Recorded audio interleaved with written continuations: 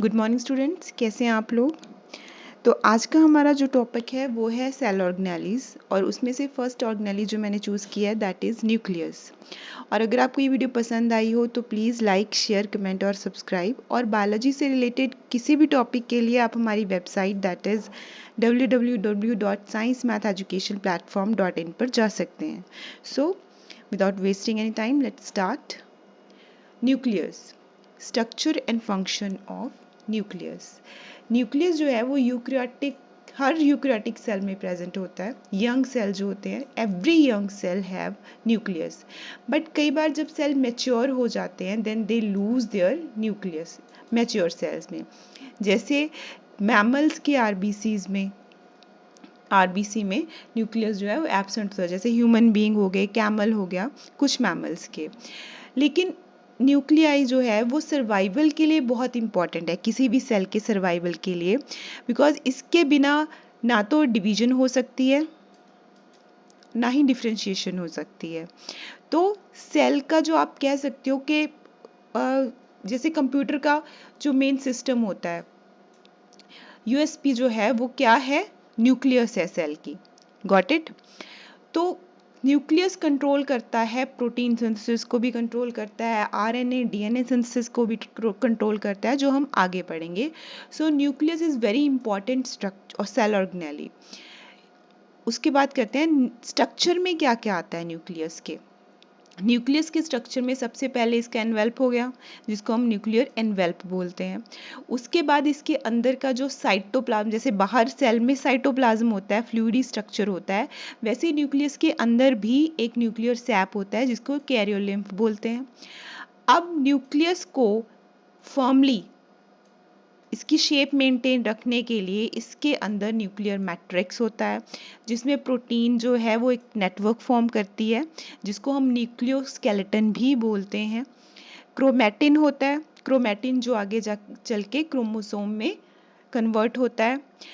Nuclei होते हैं, rounded bodies होती हैं इसके अंदर, जिसका अपना डीएनए होता है, जिसको हम न्यूक्लियाई बोलते हैं।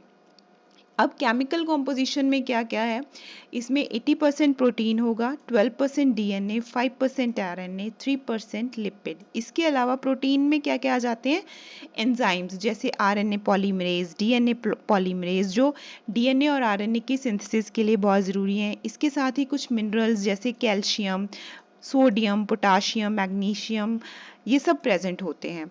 और ये सारे के सारी जो केमिकल कॉम्पोजिशन है, ये न्यूक्लियस की वर्क फंक्शनिंग के लिए बहुत ज़रूरी होती है। अब स्टार्ट करते हैं कि न्यूक्लियर एनवेल्प कैसा होता है किसी भी न्यूक्लियस का। न्यूक्लियस का जो न्यूक्लियर एनवेल्प है वो डबल मेम्ब्रेन स्ट्रक्चर है। जैसे आपको ये साइड पे दिख रहा है डायग्रामेटिक फॉर्म में, इस तरह का होता है न्यूक्लियर एनवेल्प। एक आउटर मेम्ब्रेन होती है, एक इनर मेम्ब्रेन होती है। जो आउटर मेम्ब्रेन होती है न्यूक्लियर एनवेल्प की, उसके ऊपर राइबोसोम्स लगे हुए होते हैं, अटैच्ड होते हैं। यहाँ पे इन एरियाज में राइबोसोम्स अटैच्ड होते हैं। तो आउटर जो मेम्ब्रेन है दैट इज रफ मेम्ब्रेन, और आउटर मेम्ब्रेन जो है वो कई जगहों पर एंडोप्लाज्मिक रेटिकुलम के साथ क्या होती है, कॉन्टिन्यूस फॉर्म में होती है। हर जगह नहीं, कुछ जगह एंडोप्लाज्मिक रेटिकुलम के साथ कॉन्टिन्यूस होती है। वो किस लिए होती है, क्योंकि एंडोप्लाज्मिक रेटिकुलम से कुछ मटेरियल लिया भी जाता है जब इसको एक्सपैंड करना होता है, जब सेल एक्टिव होता है, डिवीजन में होता है। और कई बार ये श्रिंक हो जाती है जब सेल इनएक्टिव फॉर्म में होता है, तो इसको कुछ मटेरियल लिबरेट करना होता है, तो वहाँ पर एंडोप्लाज्मिक रेटिकुलम इसकी हेल्प करता है। अब आपने जैसे ये स्ट्रक्चर देखा, आपने ये बीच में यहाँ पर कुछ पोर्स देख रहे हैं आप, इनको हम कहते हैं न्यूक्लियर पोर। ये परफोरेटेड मटेरियल, परफोरेशंस होती हैं न्यूक्लियर एनवेल्प पे, मतलब पोर्स आर प्रेजेंट। पर ये बिल्कुल भी ऐसे नहीं है कि चैनल बिल्कुल खुला है कि इसके ज़रिए आप कुछ भी इनवर्ड आउटवर्ड जा सकता है, नहीं। इसमें जो है वो एक प्रोटीन स्ट्रक्चर लगा हुआ होता है न्यूक्लियर पोर में, जिसको हम कहते हैं पोर कॉम्प्लेक्स। क्या कहते हैं इसको, पोर कॉम्प्लेक्स, जो 2 रिंग्स से बना हुआ होता है, जिनको एनुलाई कहते हैं। और हर एक एनुलाई जो है वो 8 सब यूनिट्स से बनी हुई होती है और 8 सब यूनिट्स में स्पोक्स होती हैं। वो स्पोक्स हेल्प करती हैं मटेरियल को बाहर जाने में और अंदर आने में। लेकिन कुछ मटेरियल तो एनवेल्प के जरिए भी अंदर बाहर आ जा सकता है, तो इन पोर्स की क्यों जरूरत पड़ी?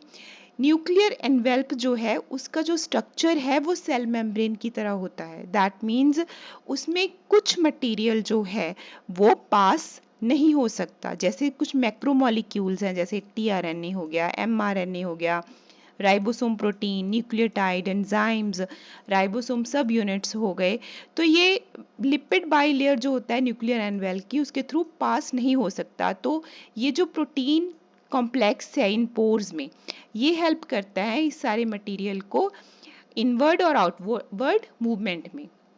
सो nuclear pore is very important. So this is the nuclear structure. तो न्यूक्लियर स्ट्रक्चर क्या है, अगर हम शॉर्ट फॉर्म में करें, डबल लेयर स्ट्रक्चर है। आउटर लेयर जो है उस पे राइबोसोम्स होते हैं, इसीलिए वो रफ होती है। इनर साइड जो है वो स्मूथ है।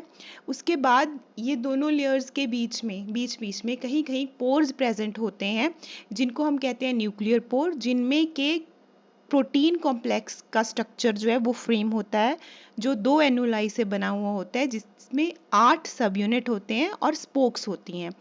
ये पोर कॉम्प्लेक्स हेल्प करता है उन मटेरियल को पैसेज में जो लिपिड बाइलेयर से पास नहीं हो सकते।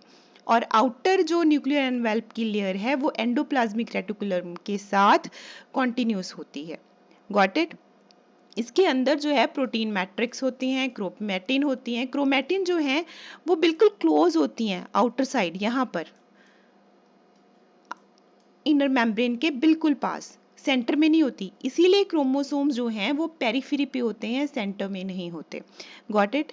न्यूक्लियर एनवेल्प जो है वो कब फॉर्म होता है? जब सेल टीलोफेज में होता है। और न्यूक्लियर एनवेल्प जो है वो शॉर्ट पीरियड के लिए सेल डिवीजन में डिसअपियर हो जाता है। Got it? Next, nuclear envelop के बाद आता है इनके फंक्शंस।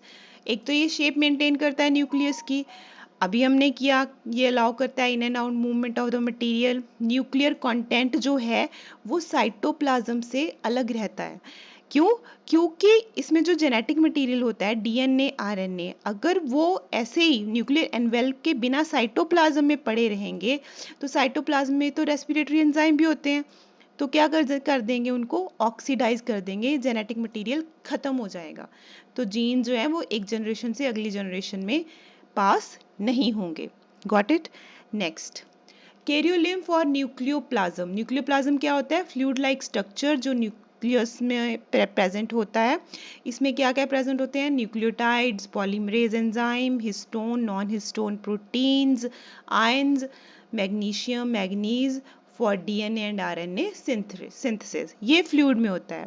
अब फ्लूइड के साथ साथ ही न्यूक्लियस में अभी आपको बताया था कि fine criss cross protein fibrils होती हैं, जिनको हम साइटोस्केलेटन या न्यूक्लियोस्केलेटन बोलते हैं न्यूक्लियस का। इसको हम कहते हैं nuclear matrix. Got it? This is known as nuclear matrix. इसके बाद अब न्यूक्लियस में एक बहुत इंपॉर्टेंट जो है चौथा पार्ट है, दैट इज क्रोमैटिन। क्रोमैटिन जिनसे ये थ्रेड लाइक स्ट्रक्चर्स होती हैं, जब ये कंडेंस्ड फॉर्म में होती हैं तब हम इन्हें कहते हैं क्रोमोसोम। इसमें डीएनए होता है, हमारे जीन्स होते हैं। इसको हम कल स्टडी करेंगे क्योंकि ये थोड़ा लंबा टॉपिक है। आज हमने न्यूक्लियस का हाफ पार्ट किया है, जो मेन पार्ट है क्रोमैटिन वो कल की वीडियो में करेंगे। I hope you like the video, and if you like the video then do share, subscribe, comment.